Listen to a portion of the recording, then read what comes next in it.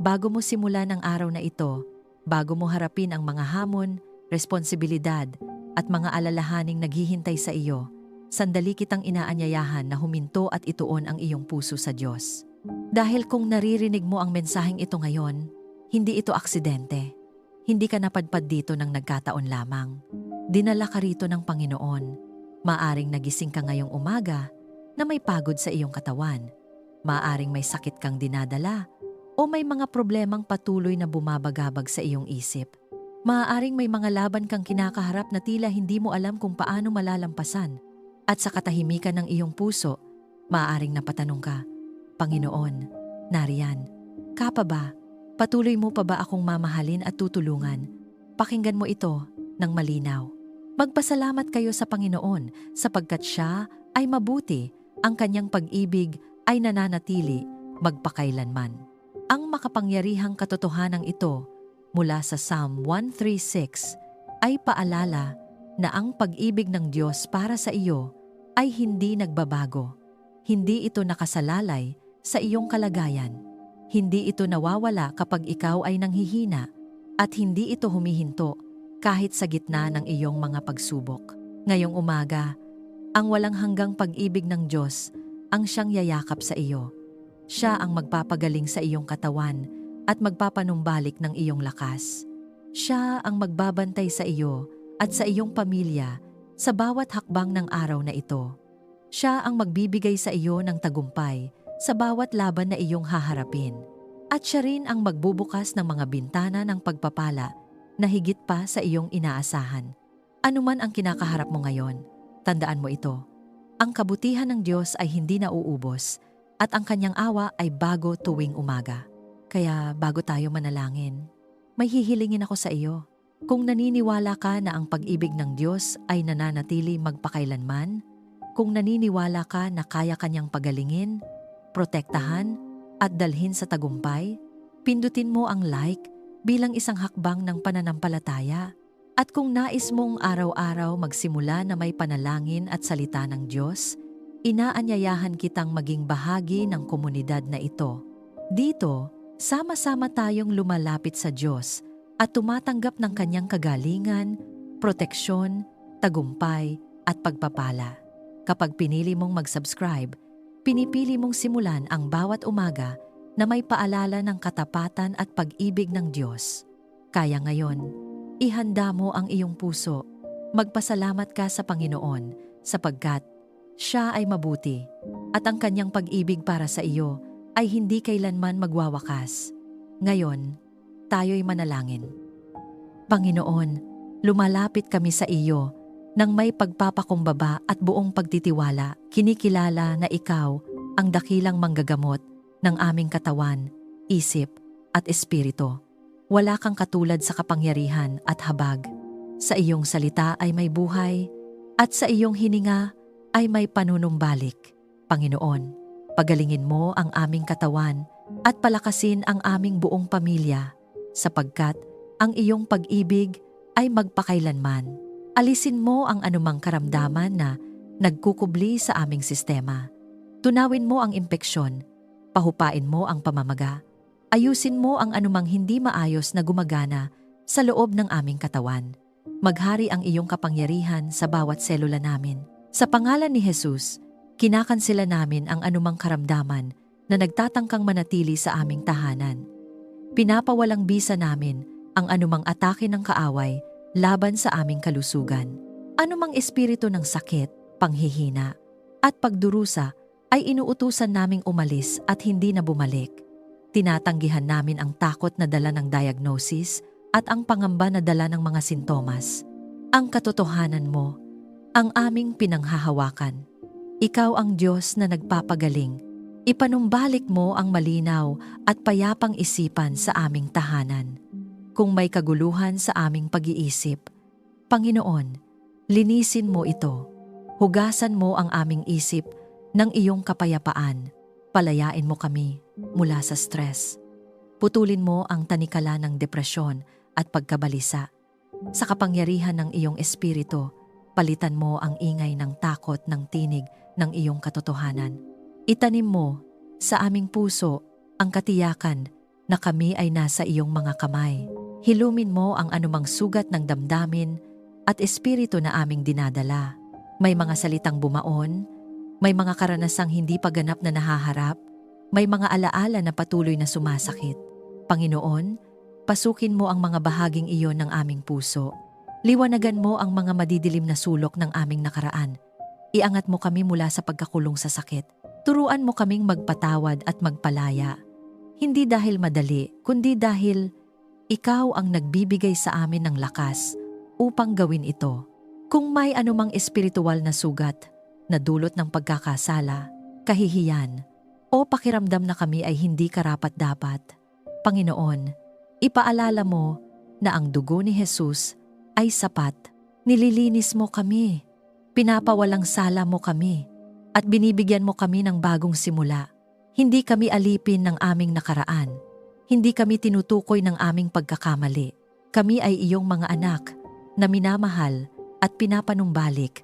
Bigyan mo kami ng disiplina upang pangalagaan ang aming kalusugan.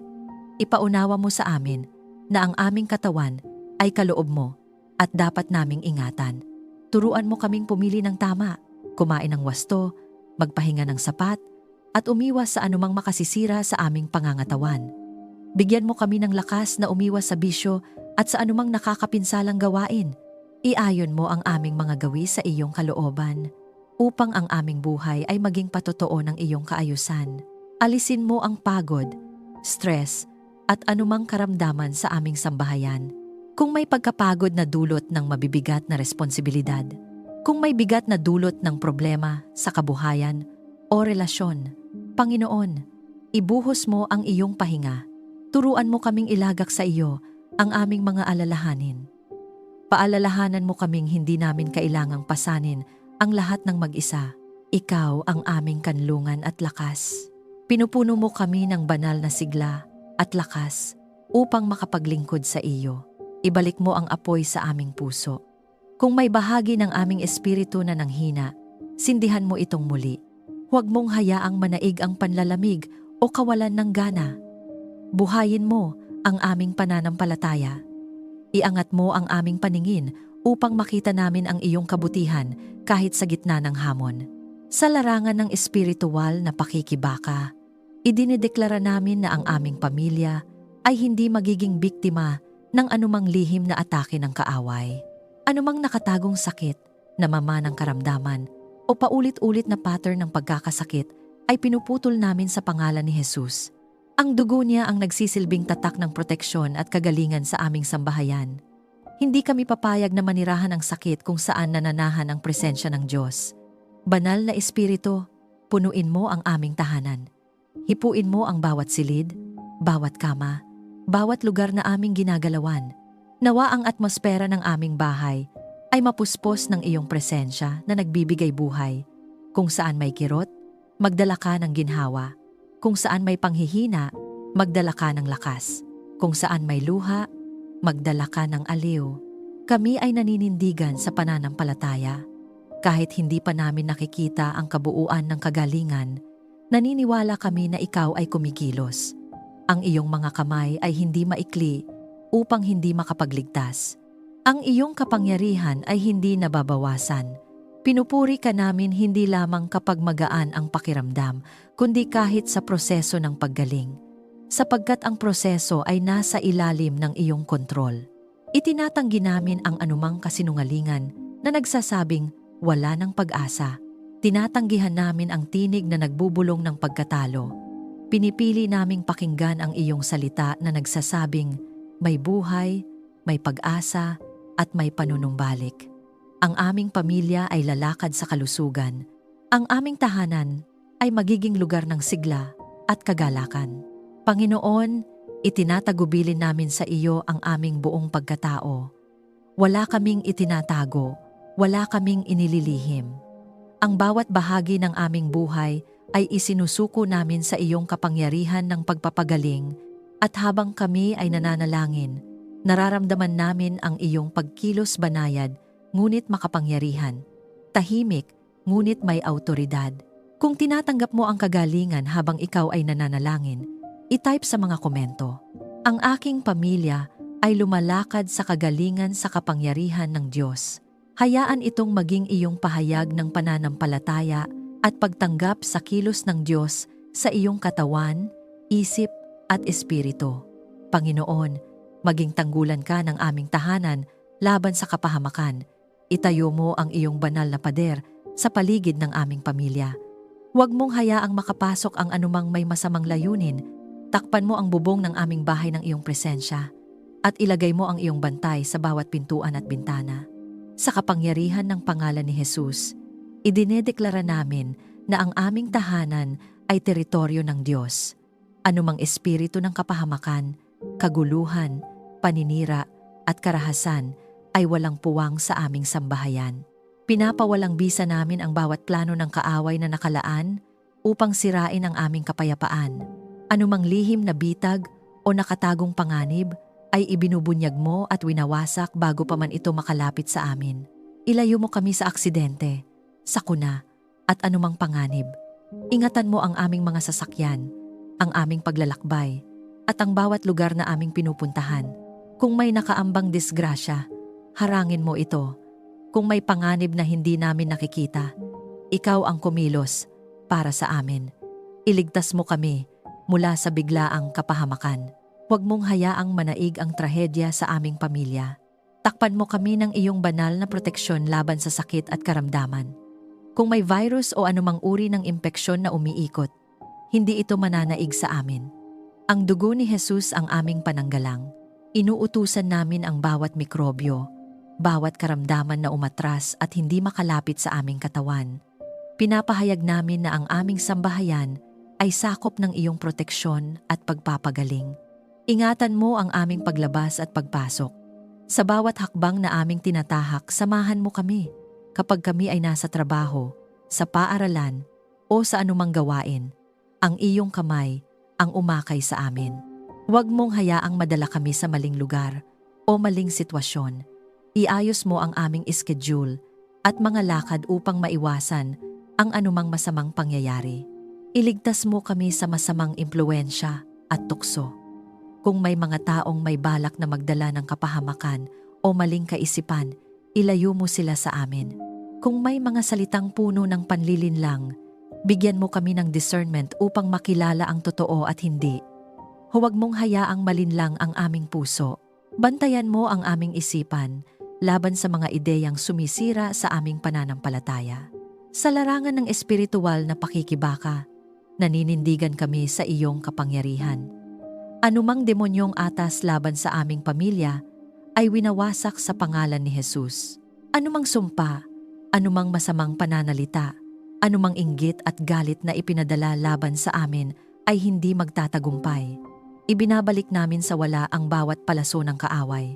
Hindi kami matitinag, sapagkat ikaw ang aming Diyos na makapangyarihan. Palibutan mo ang aming pamilya ng iyong mga anghel bilang bantay. Magtalaga ka ng mga anghel sa bawat miyembro ng aming sambahayan. Nawa sila ang maging tagapagbantay sa gabi at sa araw. Kung may anumang panganib na nagbabantang sumalakay, nawa ang iyong mga anghel ang unang humarang. Hayaang maramdaman namin ang kapanatagan na nagmumula sa katiyakang ikaw ang may kontrol sa lahat. Kung may takot na bumabalot sa aming puso dahil sa mga balita, sa mga nangyayari sa paligid, o sa mga hindi inaasahang sitwasyon, Panginoon, alisin mo ito. Hindi mo ibinigay sa amin ang espiritu ng takot, kundi ng kapangyarihan, pag-ibig, at maayos na pag-iisip. Palitan mo ang aming pangamba ng matibay na pananampalataya. Itanim mo sa aming puso ang lakas ng loob na nagmumula sa iyo. Protektahan mo rin ang aming mga relasyon.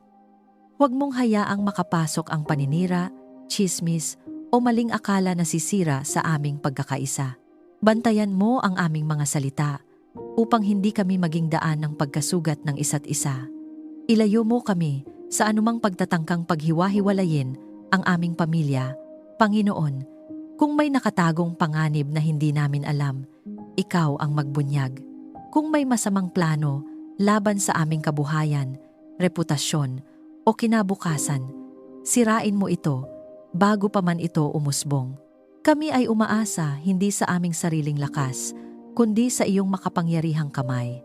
Ipinapahayag namin na ang aming tahanan ay ligtas, ang aming mga anak ay ligtas, ang aming kabuhayan ay ligtas, ang aming kalusugan ay ligtas, sapagkat ikaw ang aming tagapagtanggol. Walang sandata na ginawa laban sa amin ang magtatagumpay. Ang bawat dila na aangat laban sa amin sa paghatol ay aming papabulaanan sa pangalan ni Jesus. Banal na Espiritu, manatili kang gumagabay at nagbabantay sa amin. Paalalahanan mo kami kapag may bagay na hindi tama. Bigyan mo kami ng sensitibong puso upang marinig ang iyong babala. Turuan mo kaming sumunod agad kapag ikaw ay nagsasalita. Sa ilalim ng iyong mga pakpak kami nagkukubli. Doon kami nakararanas ng tunay na seguridad. Hindi kami magpapadala sa takot, sapagkat ang aming tiwala ay nasa iyo. Ano man ang mangyari sa paligid, nananatili kang matatag. At dahil ikaw ay hindi nagbabago, ang aming proteksyon ay hindi nagbabago. Kung ikaw ay sumasang-ayon at tinatanggap mo ang proteksyon ng Diyos sa iyong pamilya, i-type sa mga komento. Ang aking tahanan ay sakop ng proteksyon ng Diyos. Hayaan itong maging simpleng pahayag ng iyong pagtitiwala na ang Diyos ang iyong tagapagtanggol at kanlungan. Panginoon, lumalapit kami sa iyo at hinihiling na maghari ang iyong kapayapaan sa aming puso at isip. Hayaan mong ang iyong presensya ang pumuno sa bawat sulok ng aming pagkatao, hanggang sa ang aming paghinga ay maging puno ng katiyakan na ikaw ang may hawak ng lahat. Kung may kaguluhan sa aming isipan, kung may mga kaisipang paulit-ulit na bumabagabag at hindi kami pinapatahimik, Panginoon, patahimikin mo ang unos sa loob namin. Tulad ng iyong pagpapatahimik sa bagyo, utusan mo ang aming mga alalahanin na tumahimik. Sabihin mo sa aming kaluluwa, huwag kang matakot, ako ang kasama mo. Nawa ang iyong tinig ang manaig, higit sa ingay ng takot at pag-aalala. Alisin mo ang alitan at hindi pagkakaunawaan sa aming tahanan. Kung may mga salitang nakasakit, kung may mga tampuhang hindi pa naaayos, turuan mo kaming magpakumbaba. Palambutin mo ang aming puso na naging matigas dahil sa sama ng loob. Putulin mo ang anumang ugat ng galit, pride, at hindi pagpapatawad. Huwag mong hayaang manatili ang malamig na katahimikan na puno ng lamat. Sa halip, palitan mo ito ng bukas na komunikasyon at taus-pusong pag-unawa. Turuan mo kaming maging mahinahon at mapagpatawad. Kapag may tensyon, ipaalala mo sa amin na mas mahalaga ang relasyon kaysa sa pagiging tama. Bigyan mo kami ng kakayahang makinig, hindi lamang upang sumagot, kundi upang umunawa. Kung kami man ay nasaktan, tulungan mo kaming magpatawad gaya ng pagpapatawad mo sa amin. Sapagkat sa pagpapatawad, may kalayaan. Sa pagpapatawad, may kapayapaan. Punuin mo ang aming bahay ng kagalakan at pagkakaisa. Hayaang ang aming tahanan ay maging lugar ng pahinga, hindi lugar ng stress. Kapag kami ay nagtitipon, nawa ang aming mga salita ay magtayo at hindi magwasak. Ibalik mo ang tawanan kung ito ay nawala. Ibalik mo ang lambing kung ito ay napalitan ng paglayo. Huwag mong hayaang ang mga problema ng labas ay madala namin sa loob ng hindi inilalapag sa iyo. Sa gitna ng problema, ipaalala mo na ang iyong pag-ibig ay hindi nagbabago. Kapag ang sitwasyon ay tila magulo, kapag ang kinabukasan ay hindi malinaw, itaas mo ang aming paningin upang makita ka. Ang iyong katapatan noon ay siya ring katapatan ngayon. Ang iyong kabutihan noon ay siya ring kabutihan sa kasalukuyan. Hindi ka nagbabago at dahil doon may matibay kaming sandigan. Ipagkaloob mo ang kapahingahan ng aming kaluluwa sa iyo. Maraming bagay ang maaaring magpagod sa amin trabaho, responsibilidad, mga inaasahan ng iba. Ngunit sa iyo, may tunay na pahinga. Turuan mo kaming huminto at magtiwala. Turuan mo kaming isuko ang mga bagay na hindi namin kontrolado. Kapag kami ay nabibigatan, paalalahanan mo kaming hindi namin kailangang dalhin ang lahat. Ikaw ang nagdadala sa amin. Sa larangan ng espiritual na pakikibaka, Sinasansala namin ang anumang espiritu ng kaguluhan at pagkakawatak-watak na nagtatangkang pumasok sa aming pamilya. Anumang demonyong atas na maghasik ng alitan ay pinapalayas namin sa pangalan ni Jesus. Hindi kami magiging biktima ng intriga, hinala, at maling interpretasyon. Idinedeklara namin na ang aming tahanan ay lugar ng kapayapaan, hindi ng kaguluhan. Kung may takot na bumabalot sa aming puso dahil sa mga hamon sa pananalapi, kalusugan o relasyon, pinipili naming magtiwala sa iyo. Ang takot ay hindi maghahari. Ang iyong kapayapaan ang mananaig. Ang aming puso ay hindi magpapadala sa panik. Sa halip, kami ay mananalangin at magtitiwala, banal na espiritu. Punuin mo ang aming tahanan ng iyong presensya. Hayaang maramdaman namin ang banayad ngunit makapangyarihang pagyakap mo sa aming kaluluwa. Kapag may tensyon, ikaw ang maging tulay. Kapag may katahimikang mabigat, ikaw ang magsalita. Kapag may luhang lihim na pumapatak, ikaw ang magpahid.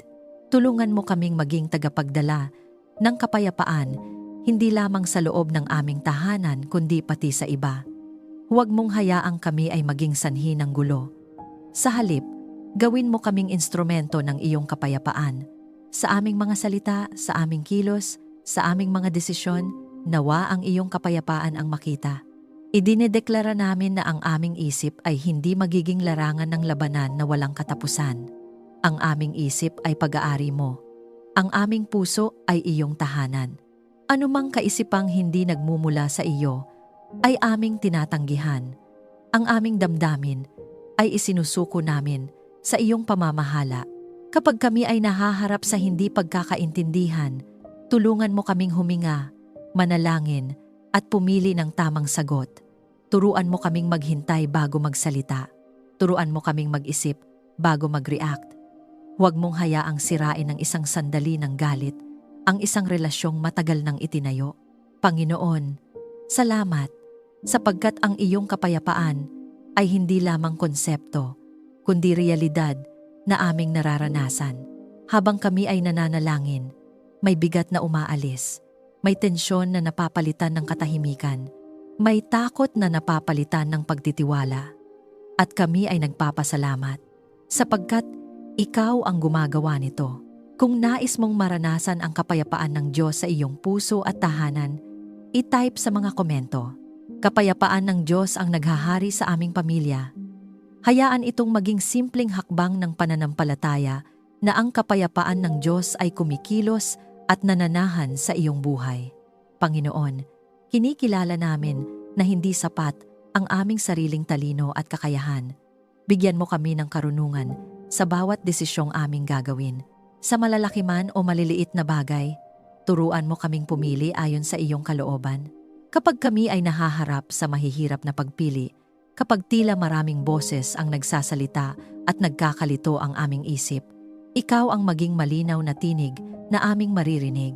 Isara mo ang mga pintuang hindi para sa amin at buksan mo ang mga pintuang nakalaan ayon sa iyong plano. Huwag mong hayaang madala kami ng emosyon lamang. Turuan mo kaming huminto, manalangin, at maghintay sa iyong sagot. Gabayan mo ang mga magulang sa tamang pagpapalaki ng mga anak. Bigyan mo kami ng pasensya kapag kami ay napapagod. Bigyan mo kami ng tamang salita kapag kailangan naming magturo o magdisiplina. Huwag mong hayaang ang galit o frustration ang manguna sa aming pagkilos. Sa halip, punuin mo kami ng pag-ibig na may kasamang katotohanan. Turuan mo kaming maging mabuting halimbawa, hindi lamang sa salita kundi sa gawa. Tulungan mo kaming maunawaan ang puso ng aming mga anak at ng bawat miyembro ng aming pamilya.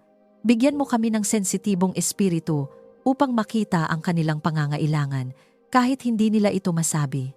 Ilayo mo kami sa pagiging sarado ang isip. Turuan mo kaming makinig ng may malasakit at umunawa ng may habag. Turuan mo ang aming pamilya na mamuhay ayon sa iyong kalooban.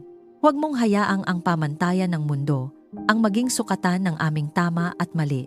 Iayon mo ang aming mga prinsipyo sa iyong salita. Kapag ang mundo ay nagsasabing, ito ang tama ngunit taliwas sa iyo, bigyan mo kami ng lakas ng loob na piliin ang iyong daan. Nawa ang aming tahanan ay maging lugar kung saan ang iyong katotohanan ang sinusunod. Ipaalala mo sa amin ang iyong mga gawa at katapatan sa nakaraan. Kapag kami ay nalilito at hindi alam ang susunod na hakbang, ibalik mo sa aming alaala ang mga panahong ikaw ay naging tapat. Kung paano mo kami inakay sa dati naming mga pagsubok, kung paano mo kami iniligtas sa alanganin, at kung paano mo kami pinagpala kahit hindi namin inaasahan.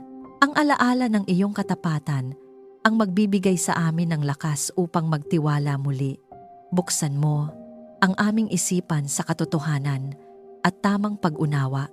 Ilayo mo kami sa panlilinlang at maling aral. Bigyan mo kami ng discernment upang makilala ang tama sa mali, ang totoo sa huwad. Kung may ideya o panukala na tila maganda, ngunit may nakatagong panganib, ipakita mo ito sa amin. Huwag mong hayaang kami ay malinlang ng panlabas na anyo lamang. Sa espiritual na pakikibaka, pinapawalang bisa namin ang anumang espiritu ng pagkalito at kamangmangan na nagtatangkang hadlangan ang aming pag-unlad. Anumang demonyong atas na magdala ng maling direksyon sa aming pamilya ay aming tinatanggihan sa pangalan ni Jesus. Idinedeklara namin na ang aming isip ay pag-aari ng Diyos. Ang aming mga desisyon ay gagabayan ng banal na espiritu. Kapag kami ay gumagawa ng mga plano para sa aming kinabukasan sa kabuhayan, sa pag-aaral, sa ministeryo, ikaw ang maging sentro. Huwag mong hayaang kami ay magmadali. Nang hindi ka kinokonsulta, turuan mo kaming unahin, kabago ang lahat. Sapagkat kapag ikaw ang nauna, ang lahat ay naaayos sa tamang lugar. Ipagkaloob mo ang kaalaman na may kasamang pagpapakumbaba. Huwag mong hayaang ang anumang tagumpay o karunungan na aming matanggap ay magdala sa amin sa pagmamataas. Paalalahanan mo kami na ang lahat ng aming nalalaman ay biyaya lamang mula sa iyo. Kung kami man ay nagtatagumpay, ito ay dahil sa iyong tulong. Kung kami man ay nakakaunawa, ito ay dahil binigyan mo kami ng liwanag. Bigyan mo kami ng karunungan sa aming pananalapi. Turuan mo kaming maging mabuting katiwala ng aming mga pinagkakatiwalaan mo. Ilayo mo kami sa maling paggastos at sa utang na hindi namin kayang bayaran. Ipakita mo sa amin kung paano mag-ipon, magbahagi, at magtiwala sa iyong probisyon. Bigyan mo rin kami ng karunungan sa aming pakikitungo sa iba. Turuan mo kaming magsalita ng may biyaya at katotohanan. Huwag mong hayaang kami ay maging padalos-dalos sa salita. Kung may kailangang itama, gawin namin ito ng may pag-ibig. Kung may kailangang tanggapin, gawin namin ito ng may pagpapakumbaba. Kapag kami ay nahaharap sa mga pagsubok na tila walang malinaw na solusyon, ipaalala mo na ikaw ang Diyos na nagbibigay ng sagot. Hindi kami magpapanik. Hindi kami susuko. Sa halip, kami ay lalapit sa iyo at hihingi ng karunungan. At naniniwala kami na ikaw ay nagbibigay ng sagana sa mga humihingi. Banal na Espiritu, patuloy mo kaming turuan. Maging gabay ka sa aming pag-aaral ng iyong salita. Ipaunawa mo sa amin ang mga bagay na dati ay hindi namin maintindihan. Palalimin mo ang aming relasyon sa iyo upang ang aming karunungan ay hindi lamang nasa isip kundi nakaugat sa aming puso. Idinedeklara namin na ang aming pamilya ay lalakad sa karunungan. Ang aming mga desisyon ay hindi magiging bunga ng takot kundi ng pananampalataya. Ang aming mga hakbang ay hindi magiging padalos-dalos kundi maingat at ginabayan mo. Sapagkat ikaw ang aming tagapayo at guro, kung nais mong tanggapin ang karunungan ng Diyos sa iyong mga desisyon, i-type sa mga komento. Nagtitiwala ako sa banal na gabay at karunungan ng Diyos. Hayaan itong maging malinaw at simpleng panalangin ng iyong puso na ang Diyos ang manguna sa bawat pagpili mo. Panginoon, ikaw ang aming mabuting pastol na umaakay sa amin sa tamang landas. Kapag ang daan ay tila malabo at ang hinaharap ay hindi namin maaninag, ikaw ang liwanag na nagbibigay linaw. Panginoon, ituwid mo ang aming mga landas araw-araw. Huwag mong hayaang kami ay maligaw dahil sa sariling kagustuhan o padalos-dalos na desisyon. Ihakbang mo kami sa daang naaayon sa iyong perpektong plano. Kapag kami ay nasa sangandaan ng pagpili, Kung saan may dalawang o higit pang direksyon na maaaring tahakin, tulungan mo kaming marinig ang iyong tinig.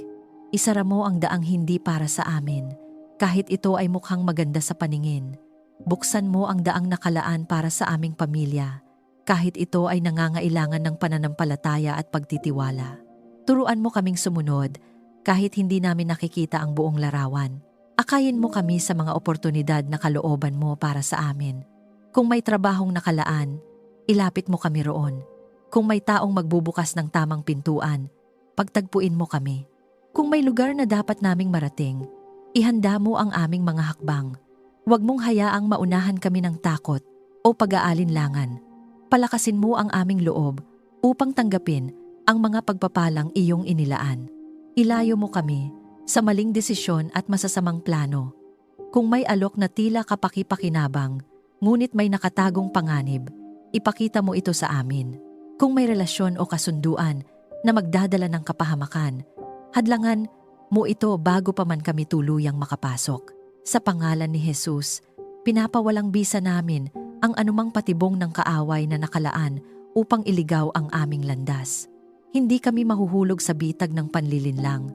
Bigyan mo kami ng malinaw na direksyon sa oras ng pagkalito. Kapag kami ay naguguluhan at hindi alam ang susunod na hakbang, patahimikin mo ang aming puso. Turuan mo kaming maghintay at magtiwala. Huwag mong hayaang maghari ang panik o pagmamadali. Ipaalala mo sa amin na ang iyong timing ay perpekto. Ang iyong paraan ay mas mataas kaysa sa amin. Sa bawat yugto ng aming buhay, maging ilaw ka ng aming tahanan. Kapag kami ay dumaraan sa bagong simula, ikaw ang maging pundasyon. Kapag kami ay nasa gitna ng pagbabago, ikaw ang maging matatag na sandigan. Kapag kami ay nasa panahon ng pagsubok, ikaw ang maging gabay na hindi kumikislap o nawawala. At huwag mong hayaang kami ay maglakad sa dilim nang walang iyong presensya. Sa espiritual na pakikibaka, idinedeklara namin na ang aming pamilya ay hindi maliligaw. Anumang demonyong atas na magdala ng maling direksyon, pagkalito o pagkasira ng plano ay aming tinatanggihan sa pangalan ni Jesus. Ang aming mga hakbang ay inorden mo.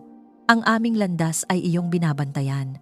Kahit may pagsubok, hindi kami mawawala sa iyong paningin. Banal na Espiritu, maging sensitibo ang aming puso sa iyong pag-akay. Kapag ikaw ay bumubulong ng babala, tulungan mo kaming makinig.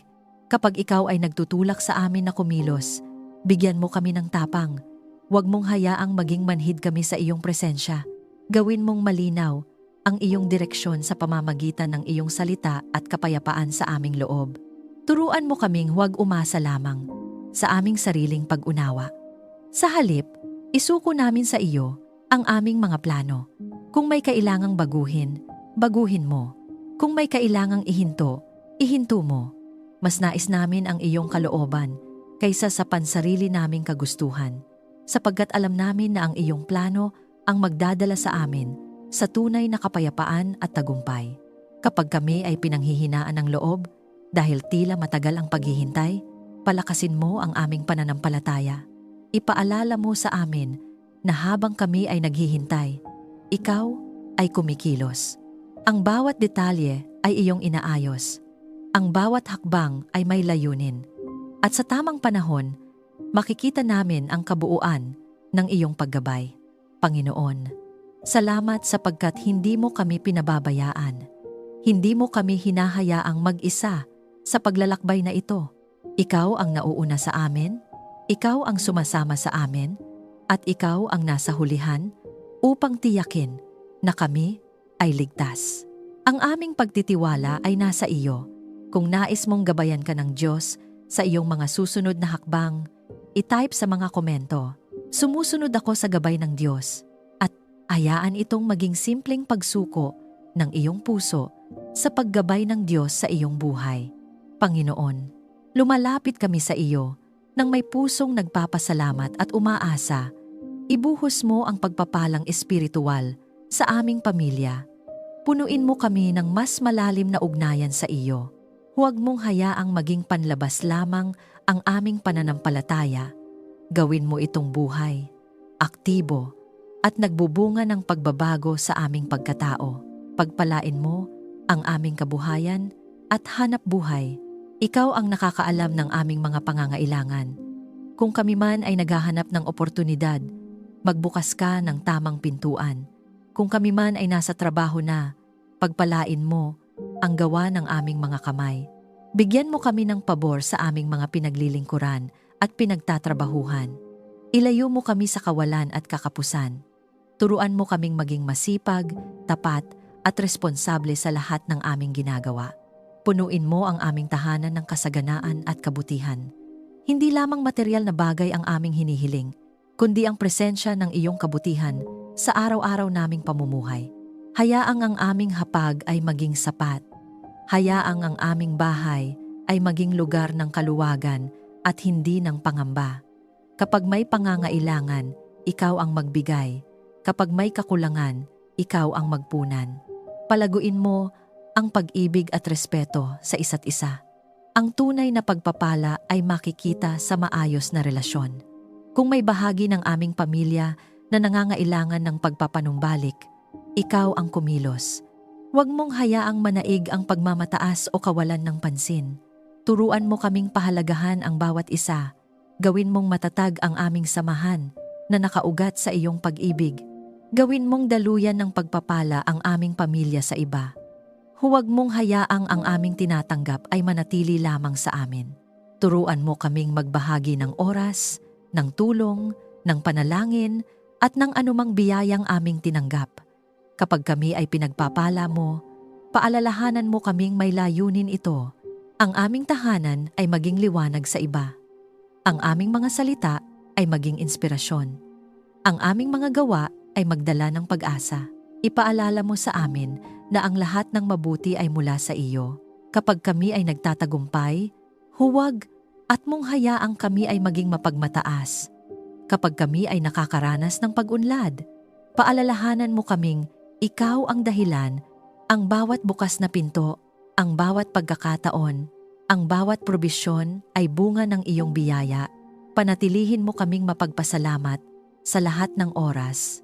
Sa espiritual na pakikibaka, sinasansala namin ang anumang espiritu ng kakapusan at pagkaalipin sa utang na nagtatangkang itali ang aming pamilya.